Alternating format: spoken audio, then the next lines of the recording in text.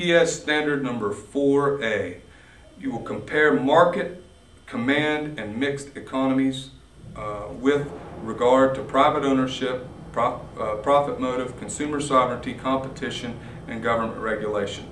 The easiest way to explain this is that there are three main types of economies. There is a fourth one, and it's called a traditional economy, and that type of economy was basically used back during the 12th century England. It's when a blacksmith who had a son, you know, he would be a blacksmith, his son would be a blacksmith. It's a traditional economy. It is no longer used today in mainstream economies. Today we have either mixed economies, that's what most of them are, command, which is a communist type economy, and a free market or black market or Hong Kong type economy. So we're going to talk about each one of those very quickly and talk about those. Okay, the first one we'll talk about is the free market. This would be a market that exists with no or little government control. You know, people would specialize, and it's typically a very efficient market, because if you don't make money on what you're selling, then you better find something else to sell and stop making what people are not buying, or you're going to starve to death, because there is not like a huge welfare system or anything like that. You know, you have to get up, you have to go sell. If you do not sell, then you will starve. You know, and there are not very many laws on what's sold. Typically, those are known as black markets in Singapore, in those areas, and really the market self-regulates itself. The man who came up with this type of market is known as Adam Smith, and he wrote the book called The Wealth of Nations. He believed that there was an invisible hand that guided the marketplace, and that there were two forces at work with the invisible hand. You had self-interest, which, in other words, if you're not doing what's in your own best self-interest, you better start to sell something else, or you're going to die pretty much.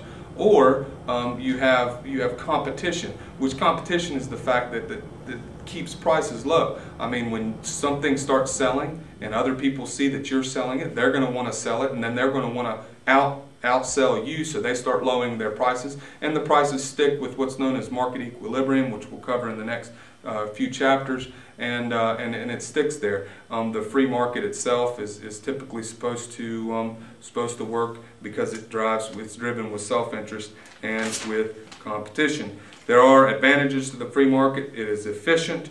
It is free. It promotes growth because people are always trying to sit there and think of the next best thing, and it offers a variety of goods. There's consumer sovereignty. People are free to buy whatever they want, and it is a good market. The weaknesses, however, is that there is no security. There are no guarantees. I mean, if you don't make it, you're not guaranteed anything in a free market.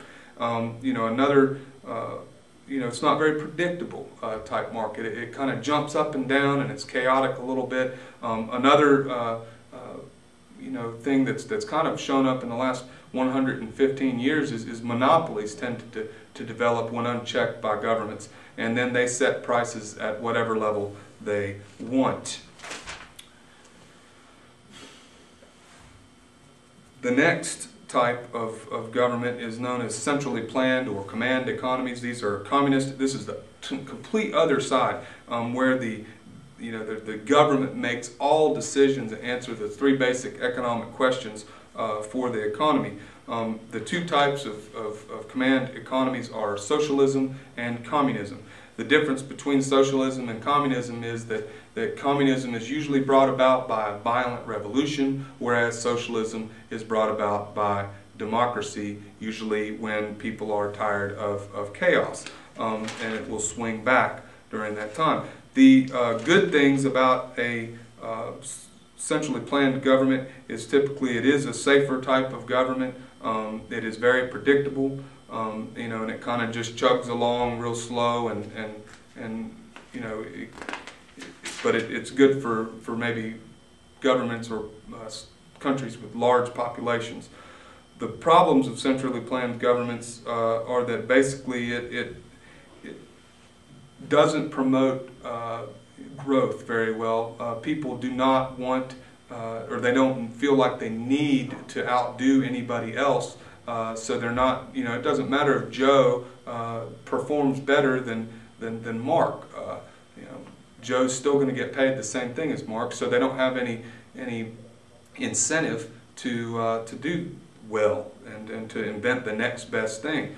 Also, typically in a centrally planned economy, it's not efficient. They don't have any signals such as prices that tell the government when to quit making something or when to start making something or where to put more food. So typically you'll see large-scale disasters like in China and North Korea back in the 1990s and 1980s and 70s. You saw just huge starvations. I mean, they had the food, but they didn't allocate their resources effectively because they had no way to tell that people needed it. There was a breakdown in communication, and typically they just didn't. It didn't work. You can't look at command economies. Have not worked. Black market economies have also not worked necessarily. Most modern economies are mixed economies. They borrow things. And that's what the United States is. We are a capitalist mixed economy. We do side on the side of the free market. Some of the things that our government has done to take over and help the banks during the bailouts and things like that have moved us a little bit closer to where the government has more control over our economy. However, we are still a free economy. People do have private property, and the way that the government works in a mixed economy, you have businesses or firms that sell goods to the people. The people buy the goods, and they also work for those firms. On the other side, the people use the money to buy goods from those businesses, and the businesses give the goods to the people. So that's an easy circular type of relationship. But in the middle of all that, in a mixed economy, you have the government. And the government interacts in lots of ways. Number one, it taxes businesses, it taxes the people. So that's how the government generates its money. But it also employs people, and it buys everything from nuclear subs to big pens for the government use. So it purchases items from businesses. So it taxes people, it taxes businesses, it buys from businesses, and it hires people. So there is a lot of example or ways that the government interacts within our economy. In certain economies it interacts more than others. It's a lot more in Canada and France and the Netherlands than it is in the United States. But we are taking actions that will lead to more involvement in our government.